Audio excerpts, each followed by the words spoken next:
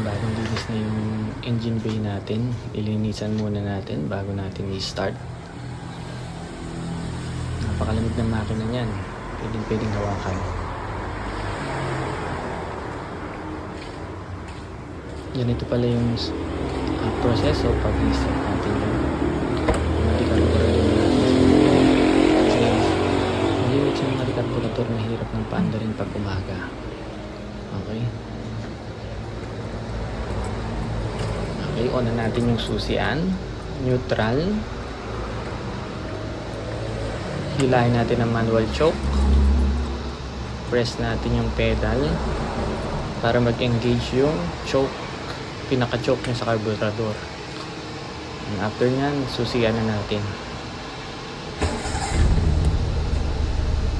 Yan, mandar na yung makina natin at ang RPM niya is around 1,000 mahigit.